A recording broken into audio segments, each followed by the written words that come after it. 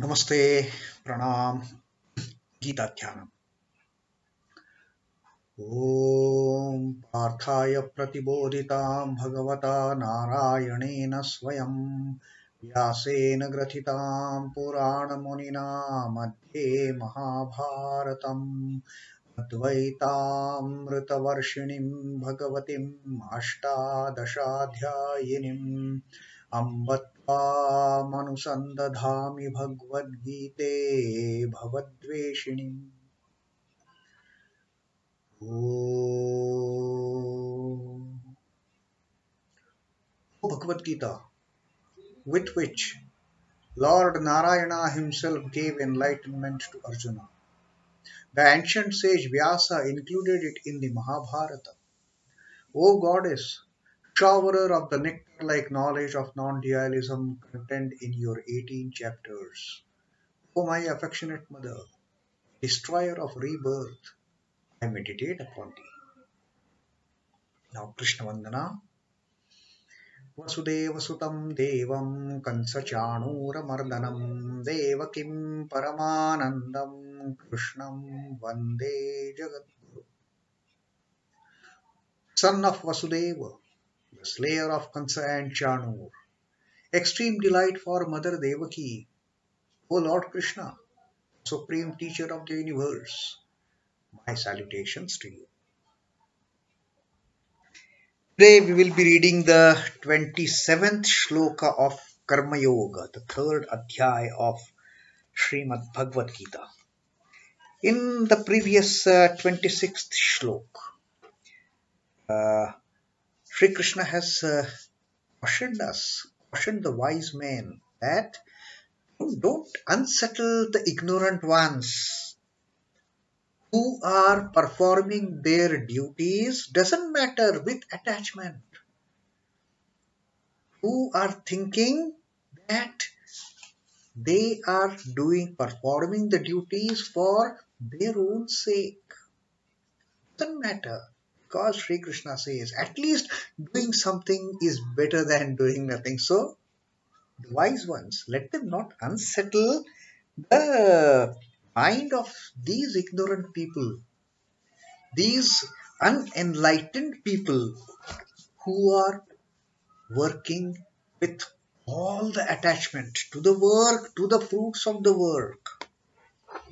Now he has told that okay, a time will come when these ignorant ones, when these unenlightened ones will also realize the truth that this is not their work. And when that realization dawns on them, then they also will not have any attachment. They will not do any work with attachment. And like the enlightened ones, whom also we see like these ignorant ones, they are terribly involved in doing work. The difference is the enlightened ones are doing their works. They are very active, but no attachment to the work, no attachment to the fruits of the work. Now, why this attachment? Sri Krishna tells us that also. Sri Krishna tells, Prakrutehe kriyamaanani gunaihi karmani sarvashah ahankara vimudhatma kartaham iti manyate. Why this attachment comes? Why this I am doing something, this feeling comes? That is in these ignorant people. Sri Krishna says, Prakrutehe priyamanani gunaihi karmani sarvasha. Prakrutehi is of nature, of this creation, in this creation, Kriyamanani is are performed, the works are performed, the so-called duties are performed by whom? Gunaihi, the three gunas of the Prakriti. Karmani Sarvasha, all types of works are basically done because of these three gunas of the Prakriti. And which are the three gunas? Sattva, Rajas, Tamas. These three are the gunas. And these three gunas, because of these three gunas, because of sattva, because of rajas, because of tamas, everybody is involved in activities. If these three gunas are not there, there won't be any activity. Then one will remain merged in the self. It will be a state of self-realization in absence of the three gunas. The moment Prakriti is there, three gunas come, and these three gunas, they put us in delusion and they make us active. Ahankara Vimudhatma. Vimudhatma is whose delusion because of this mind, this lower self getting delusioned by ahankar, egotism. This lower self getting delusion, having come under the influence of that egotism, one feels karta aham iti manyate. Aham karta. I am the doer. Manyate. Manyate is one starts thinking, one starts feeling, one starts believing that I am the doer. You are the doer actually. The person is not the doer. It is the three gunas. It is the three gunas which are inherent in the Prakriti, which are compelling a person to act. But the person thinks, I am doing. So that is the this 27th shloka that Sri Krishna is explaining, that what most people think, I am the doer. What makes people get attached to the work? The moment they get this feeling, I am doing, they get attached. If they know that it's not they who are doing, it's the Lord who is doing, then that attachment of me and mine, it won't come. It is the Lord will. And then and only then that real sincerity, that real aloofness, although getting involved in the work, but no way attached. Then that sense will prevail when one starts feeling this is the Lord's work. But till the time the gunas of Prakriti perform all karma, till the time these three gunas, they are controlling, they are deluding, then rises the egotism. With the understanding clouded by egotism, then man starts thinking, I am the doer. What happens? If, like Sri Krishna has already told us this particular, how Brahman, the Nirgun Brahman, the Brahman by itself is devoid of any qualities. Brahman is nothing but Satchit Ananda. The Brahman is existence, knowledge, bliss, absolute. There is no second existence to that. It is only one. But when this Brahman projects the Prakriti out of itself, along with that come the three gunas, Sattva, Rajas, Tamas, and all the havoc starts basically. It is these three gunas that the havoc starts. And once these three gunas start playing their tricks, the egotism is born. And then the feeling of I-ness. I am the doer. I am so and so. I am a big man. That feeling of arrogance, that pride, all these negative elements with the egotism. Egotism is separate from self recognition. Egotism has got a negative connotation. There is a difference between swabhiman and ahankar. Ahankar, aham, egotism, that makes one feel that I am doing everything. I am the doer. Because of me, this thing has happened.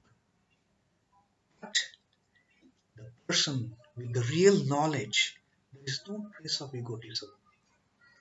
That person is as humble as a fallen leaf from the tree. A fallen leaf from the tree has no existence of its own. Everything, even that fallen leaf from a tree, if it has to move from one place to another, it has to depend on the current of wind. It cannot move on its own. That is the state of the learned one. That is the state of an enlightened one. Whatever he does, he thinks everything is being done by my mother. Everything is done by my Lord. Who am I? I am insignificant. But Sattva, Rajasa, and Tamas, still these three rascals, these three culprits are dominant. Feeling of I-ness stands, and then one starts getting attached to the work that one is doing. Karma is inherent in nature, which is constituted of three gunas, sattva, rajas, and tamas. But there is no karma whatsoever in Atman, because Brahman, the Atman, is nirguna. No, it doesn't have any qualities, it cannot be described in words. Ignorant man is incapable of distinguishing between action-ridden nature and the actionless self. I never do anything. It is the Lord who is doing, it is the mother who is doing. And with this feeling, with this understanding, with this realization, when one starts doing work, it really becomes a karma yoga. It is egoism to identify the self with the non-self. Now, Swami Chidbhavananda ji has given a very nice example here. Two trains stand side by side in a railway station. A passenger in one train fixes his gaze on the other. When the other train moves, the man fancies that his own vehicle is moving. We have often we realize this when we travel. We are stationary, the other train is moving, but we feel as if our train has started moving. That train is say going in that direction. We are going in this direction. And suddenly when we see that train going, we feel we are moving forward. No. In reality, that train is going this direction and we are not going forward. Likewise, the mobility of Prakriti is imposed on the immobile Atman. Like Atman, it is actionless. What happens? The Prakriti is involved in action. Creation, preservation, distraction, all this activity is always undergoing in Prakriti. And creation of egotism, one feels, I'm involved with all these things. I'm doing this thing. I'm writing a paper. I'm singing a song. I'm singing a bhajan. I'm reading a book. Who am I? It is the Lord who is doing it. I'm not doing it. I cannot do anything. The real I can never perform any action. And then egotism is brought about by mistaking Prakriti for Atma. And this is why that egotism comes out. We feel we are doing. No, it is Prakriti doing. Prakriti is no way connected for that matter with the Supreme Brahman, with the Supreme Reality. Prakriti is just a projection. There is no reality in it. Everything is changing and whichever is changing, it is not real. Prakriti is ever changing. So, the egotistic man thinks of himself as the doer, while actually he is not. And when we try to find out where is this ego, Prakriti, okay, we can see everything around us, we can see these trees, we can see these plants, we can see this wall, we can see this room. Fine, everything is there. When we start thinking about I, where is this I? Where is this egotism? Can we see it? And for that, Sri Ramakrishna has given a beautiful example that Swamiji Dwanandaji has quoted. Sri Ramakrishna says, when an onion is peeled continually, all skin goes away and finally no substance is left. Similarly, when we start analyzing the ego, it is found to be a non-entity. We start removing one layer after the another of onion. Where is the real onion? Is it there inside? We keep on peeling the skins. Outer skin gone. Is there onion inside? Let us peel again. Let us peel again. We keep on constantly peeling all the layers of the skin of onion, and finally, what remains? Nothing remains. That is it. We have a false notion that I-ness is a false notion. In real, when we keep on looking at what is I, all those unreal things they start peeling off. And then finally there remains nothing. It is only the Brahman without form. Only the Sat, only the Chit, only the Anandam. That is the definition. That's all we can say about Brahman. But when Prakriti, oh yes, we see so many things to attract us, so many things to delude us. And that is the nature of Prakriti. So these three gunas, that's what Sri Krishna says. These three gunas of the Prakriti, they make a person, they bring a person under delusion. And he starts thinking, I am the doer. And that creates all the problem. The moment this I am the doer feeling sets in, the feeling of I, that's it. We focus our focus. We lose our focus. We lose our focus from the actual karma that is being done. And we start doing that karma with all the attachment, with all the expectations of we will get this fruit, we will get that fruit. So that is the problem. And Sri Krishna is also going to tell us how to get rid of this delusion from the gunas. So that will be in the subsequent verses, in the subsequent shlokas. As of now, let us just realize this particular teaching of Sri Krishna, that the moment Prakriti is evolved, is projected, because of the gunas, the action starts. It is not I am starting any action.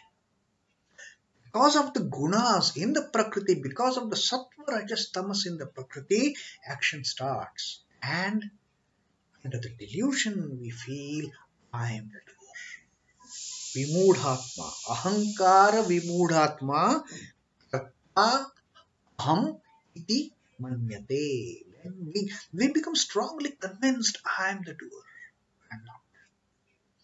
So that is Sri Krishna's teaching. Let us ponder over it. Let us think over it. Let us contemplate over it and try to become real karma yogis without attaching ourselves to the karma. Let us perform karma in all sincerity, in all dexterity, in all